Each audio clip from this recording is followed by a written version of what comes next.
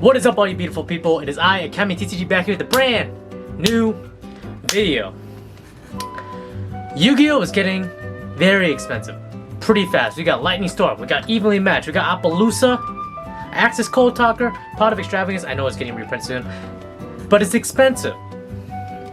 So I teamed up with my boy, Mario, and today we're going to discuss 10 budget cards that you should have, just in case you don't have these cards. They're not one-to-one replacements, but if you want to be able to afford the game, you should probably have these.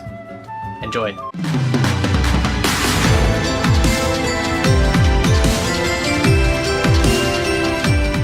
Alright, y'all, we are here in the den. We got our boy Mario here. What's going on, Akemi? How you doing tonight, my friend? Doing great. How are you? I'm fantastic. I'm blessed to be alive. It's been a great day. I hope everyone's doing well out there. How are you doing today, my friend? What's going on? Yeah, pretty good. I'm just chilling. Just finished up playing some Yu-Gi-Oh, editing some videos, and Mario shot me with this great idea. So definitely credit 100% on him for his idea. But talking about 10 budget cards that you should have either in your binder or possibly in your decks. Because Yu-Gi-Oh, let's be honest right now, I'm pretty sure you know this as well, it's expensive. Yeah, it's really expensive to play right now. If you look at some of the best decks, Eldritch, Adamantipator, you're looking at play sets of cards that are $100 plus, and you know, that's only for just 3 of the cards that you need for that deck. So today, knowing that, keeping that in mind, we're going to help you all out. This won't be, again, a perfect one-to-one replacement for cards like Lightning Storm, because it's kind of hard to replace something like that. But these cards can come in clutch when you have them at the right moment. Do you agree? Yeah, I would say so for sure. I mean, these are cards that are just generic enough and affordable enough where they'll work in a lot of situations, and they're really great against the meta. And that's one of the great things about Yu-Gi-Oh, right? Is you can pay a ton of money for the best cards, but there are all these different kind of fail-safes in the game that allow you to kind of counteract those things. So it's just having the knowledge of what kind of cards are in the game and what situations they're good in. So that's what we're trying to help you out with today. All right, sounds good. Let's go right into it. We got number 1.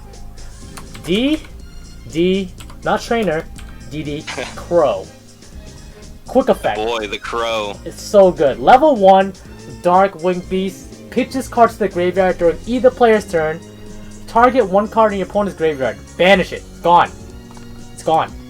How simple is that? It's just such a great card. It just, you know, and the best thing is when your opponent activates a card like Jet Synchron Engrave, they have to waste a card to activate that effect, and you're just like, oh, I will activate this DD Crow and pretty much end your play.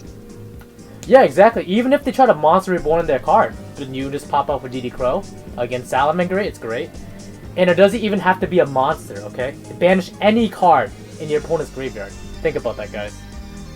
Yeah, it's amazing, especially against the Eldritch matchup. Before you get to the end phase, you can kind of proactively proc your DD Crow just to make sure that they don't get any of their trap effects. Exactly. With the $6 playset, you can get your copy on 3 DD Crows and shut out a lot of the decks. Like a lot of them. Even Orcus, if they don't have Babel on the field, or you can force them to use a certain monster in the graveyard if they do have Babel on the field in order for you to pop off. Alright, next one. Number 2. This card just came out. We're all talking about it. Everybody and their mom is talking about it. Parallel Exceed. This card is absolutely bonkers. Yeah, I super agree. You summon it. Anytime you link summon a monster, you can summon it for free. You can chain block if you're playing Crusadias. Shameless plug here. and you can special summon one from the deck, and both of them become level 4s. You can make it easy Rafflesia, so you don't get any beard if you're playing Gravediggers, or literally any rank 4 you want. You can play Utopia Double, you can play Abyss Dweller, lock your opponent out, even Cowboy for game. Rank 4? Hey, and I have seen it happen. Exactly, and even if you don't want to exceed with this card, you can still link up with it. This is an easy link 3. Very easy. Why are there no restrictions on the copies of Parallel Exceed? Why can you do whatever you want with them? It's so incredibly overpowered. And on top of that, why do they become level 4? It just lets so you make good. a free Abyss Dweller or whatever you want. Yeah, so there's not too much to talk about this card. It's just really good if you're playing any sort of deck where you want to plus a little bit harder off of your Link 1. Maybe you summon, Summon Great Almirage and you want to pop off a little bit harder. You can definitely play Parallel Exceed in your deck. Cosmic Cyclone.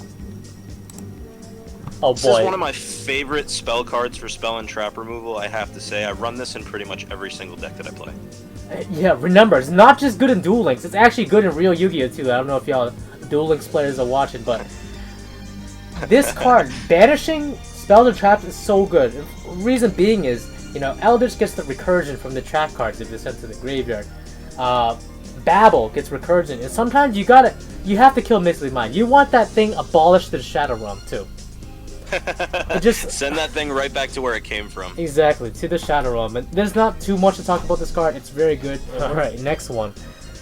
If you can't afford Access Code Talker, you can't afford Borel Dragon, because both of those cards are expensive. But we forget about its predecessor, Borel Dragon. This card is an absolute powerhouse. His brother Borelode is equally as amazing. He's great for just removing any kind of monster, taking your opponent's Golden Lords or anything else that can't be targeted. He's amazing. Absolutely. There's not too much to deliberate with this card. This card also does not target.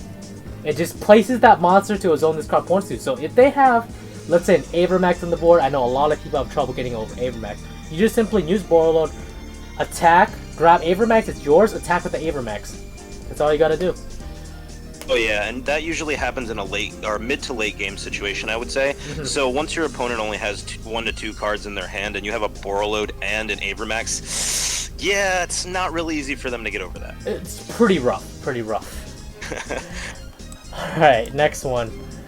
Oh boy, everybody's talking about Pot of Extravagance, right? But Ryan Yu, my boy with the budget cards, he's running Pot of Desires in Sky Desires Striker. is one of my favorite cards in the entire game, and yeah, shout out to Ryan Yu. I actually met him at Nats last year. Oh yeah? Yeah, he's such a nice kid, and he was with one of his friends, and I'm glad that such a young guy is making such a positive, big impact on the Yu-Gi-Oh community.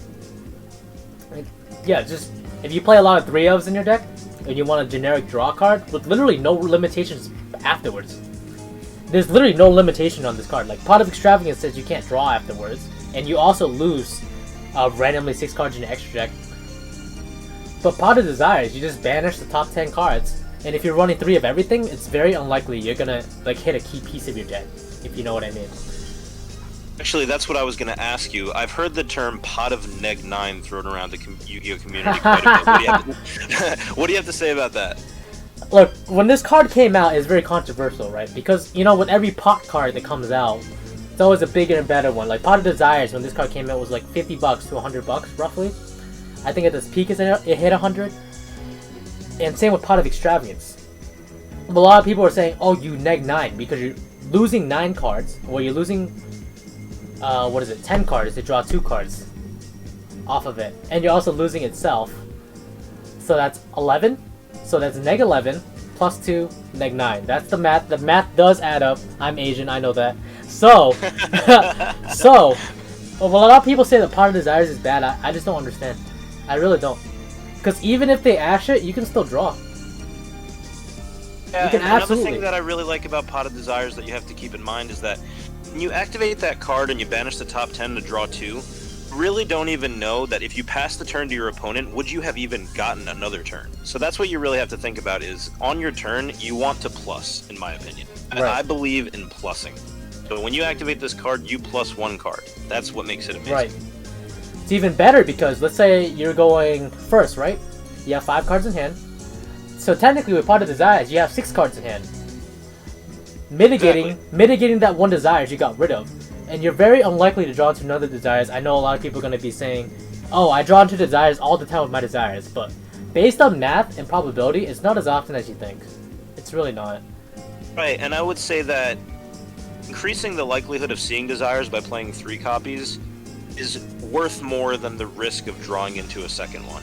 Right, because you want to resolve this as much Absolutely. as you can. In a lot of decks that play Desires, you want to resolve Desires. That's all there is to it. Also, shout out to Gren Maju. I lose to this card in Gren Maju all the time. How are you gonna make your Gren Maju 3000 attack, then still draw 2 cards after it? Tell me, Konami. Alright, next card. Let's move this along. We got Effect Veiler. What do you think about Effect Veiler? I love this card. A lot of people were bashing on it last format, you know, Spiral format. Not gonna lie, it was not good that last format. Not good at all. Like, Droll was miles better last format.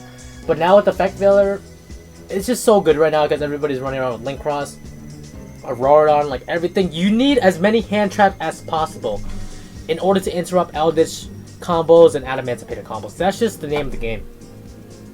You need I agree with you in this particular format. You definitely want to open up as many hand traps as possible. And I like that Veiler is a card that right now in the game just has to be respected. Just what it does is just so simple yet so effective. Because sometimes versus Adamantipator, if they activate a Doki Doki and you just Veiler it, sometimes that's turn right there. Right, because they can't pop off it anymore. Because if they summon Doki Doki and use the effect and they do not have Researcher in hand, they can't keep going. That's it. That's the turn. Right. Or I can also see another scenario, for example, if you're playing against a zombie deck, they summon something like a Unizombie, you're definitely going to want to Veiler that. You don't want them to start getting any resources in grave, although they may have dangers in their hand or some extenders in their hand, but as long as they don't get that Doom King in the grave, I think it's worth it to Veiler them. Right, absolutely. Because you would Veiler the things that you don't want to resolve. That's just how it is. Right. And the thing is, one more thing with anybody watching this is, with these hand traps, it does take practice to truly use them to the maximum potential. Because some people, I know, like, if they don't know how to play against certain decks, they use hand traps like ASAP. They see something, they're like, oh, I don't like it, I'm gonna hand trap it, right? But you need practice with certain decks to figure out what is their true choke point in the deck in order to use these hand traps effectively. Because hand traps aren't for everyone. I'm gonna say it like that. There's S tier ways to use them, and there's non-S tier ways to use them. What do you think about that? Completely agree. I think that a lot of players tend to use their hand traps early. A lot of new players, I should say, a lot of inexperienced players tend to shotgun their hand traps early for a couple different reasons. One might be just inexperience in general and trying to hand trap something that's not necessarily significant.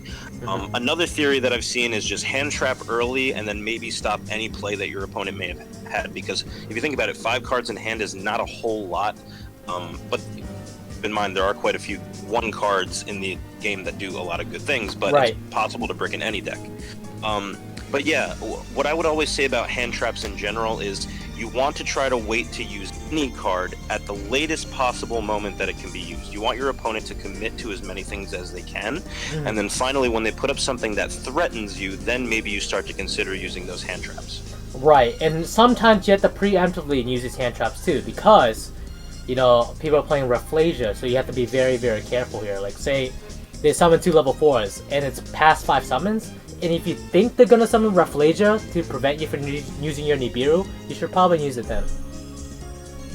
I completely agree, and the introduction of that new Trap Hole card into the game, making Rafflesia, especially with Parallel Exceed, just creates a whole new dynamic where now, when you see those 2 level 4s out, you really have to be wary with your hand traps. You should definitely think about starting to use them.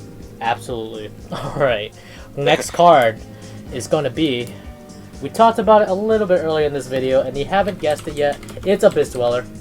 Card's amazing. Absolutely amazing. Oh my god. God card alert. Oh my god. The times I've lost this was astounding, dude. I've lost this card so many times. If you don't know what this card does, detach 1 material from this card. Quick effect, by the way, so you do it during standby phase or whatever. Your opponent cannot activate any card effects in the graveyard this turn. Nothing. That's it. They're playing Orcus, nothing. Shadal's nothing. Lightsworn's nothing in the graveyard. They can't activate Jet Synchron in the graveyard. They cannot do that. O-Line, none. That's it.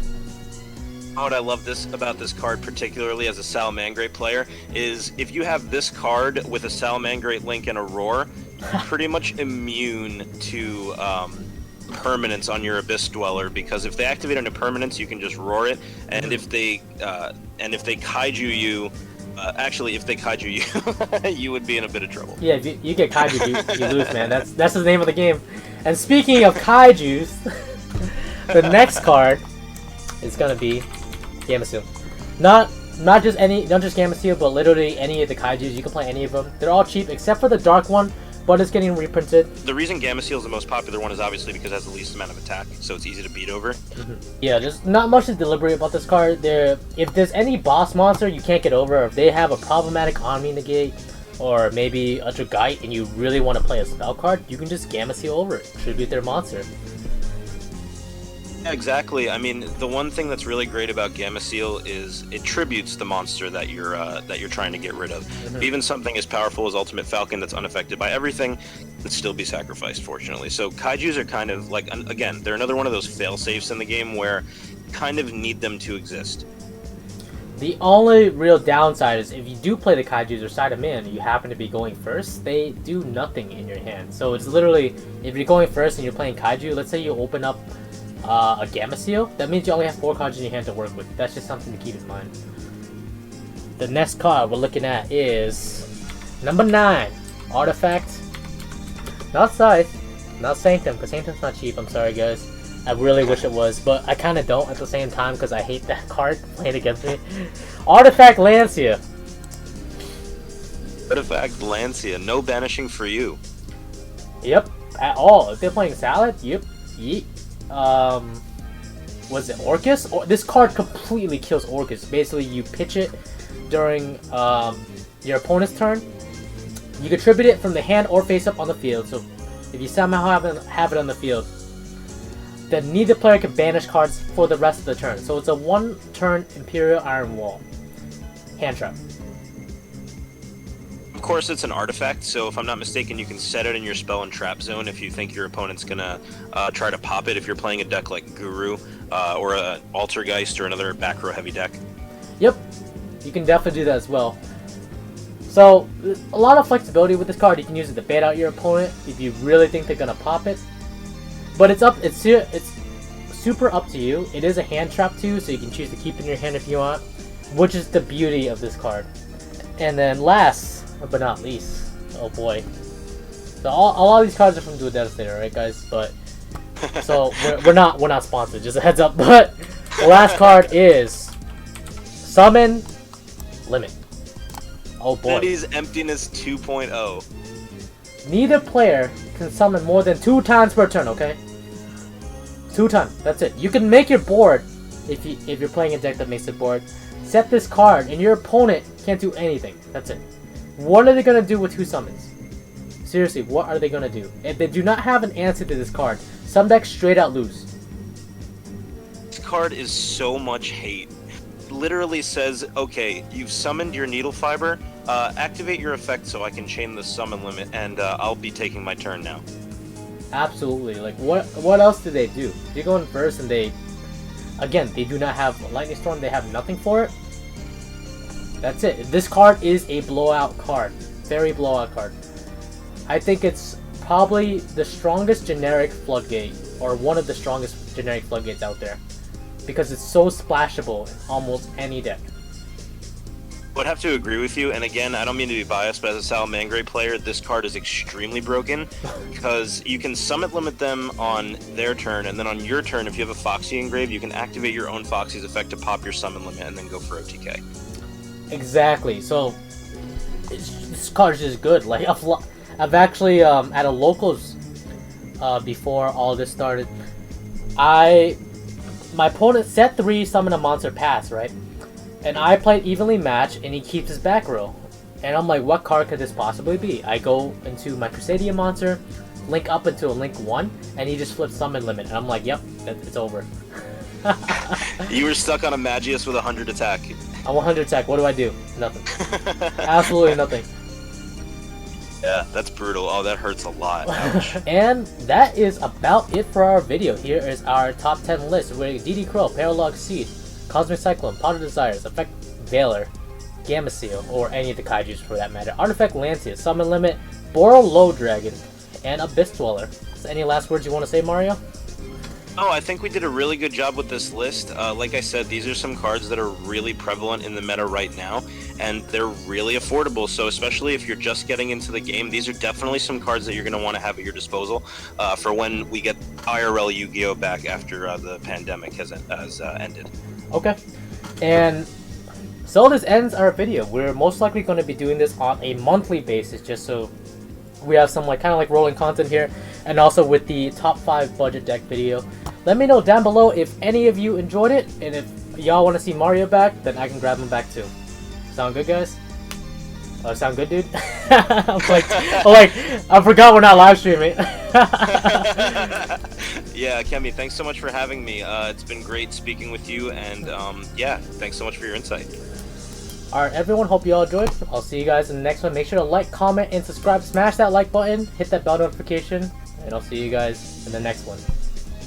Alright, bye guys. The world ends now.